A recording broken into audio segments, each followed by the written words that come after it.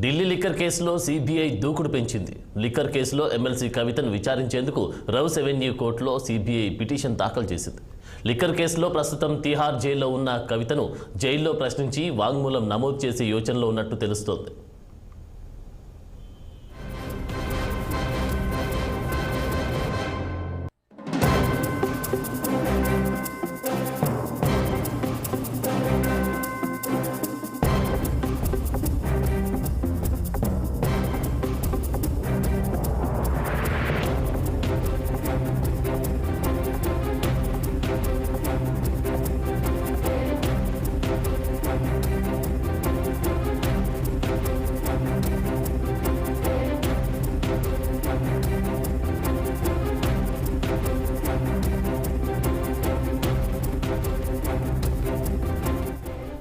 Delhi liquor కేసులో CBI దూకుడు పెంచింది.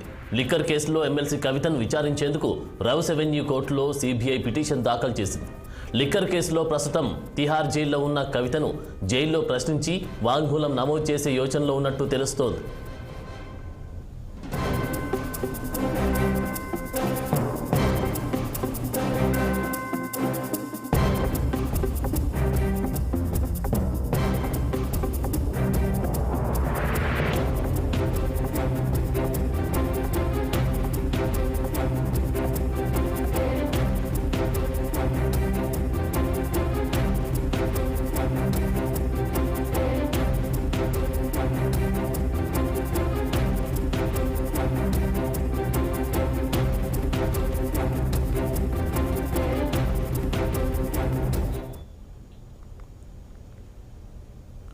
ఢిల్లీ లిక్కర్ కేసులో సిబిఐ దూకుడు పెంచింది.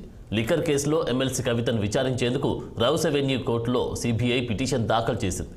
లిక్కర్ కేసులో ప్రస్తుతం తిహార్ జైల్లో ఉన్న కవితను జైల్లో ప్రశ్నించి వాంగ్మూలం నమోదు చేసే యోచనలో ఉన్నట్టు తెలుస్తోంది. ఇక ఇదే అంశానికి సంబంధించి తాజా అప్డేట్స్ మా ప్రతినిధి అశోక్ అందిస్తారు. అశోక్, లిక్కర్ కేసులో నిన్న కీలక పరిణామం చోటు చేసుకుంది. ఇదే లిక్కర్ కేసు ఆరోపణలో చల్లకుంట్ల కవిత ప్రస్తుతం ఆమె తిహార్ జైల్లో ఉన్నారు. ఈ సందర్భంలోనే సిబిఐ నిన్న రౌస్ అవెన్యూ కోర్టులో ఒక పిటిషన్ దాఖలు చేసింది.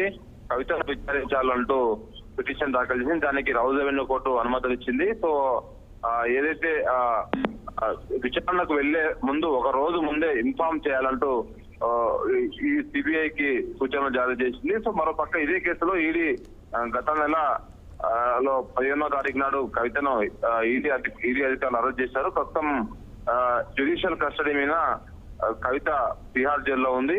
సో ఈ రేపటితో ఆ జ్యుడిషియల్ కస్టడీ కూడా మేనుంది. కాబట్టి ఈ నేపథ్యంలోనే మరోసారి సిబిఐ కూడా ఈ కేసులో రంగంలోకి దిగింది. ఎందుకంటే మొదటి నుంచి ఈ లిక్కర్ కేసులో సిబిఐ ఈడీ దూకుడుగా వ్యవహరిస్తుంది.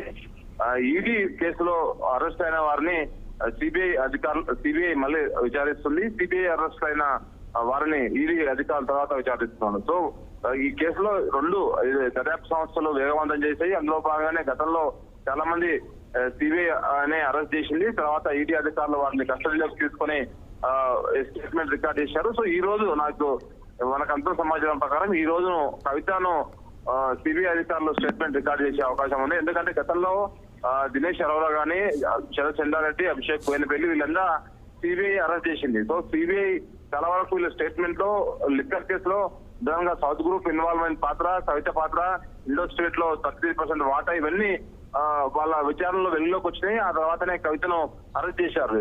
సో కాబట్టి ఇప్పుడు సిబిఐ ఎలా దర్యాప్తు చేస్తుంది, ఎలాంటి ముందుకు వెళ్తుందని మాత్రము మనకు వేచి చూడాల్సిన అవసరం ఉంది. Thank you Ashok.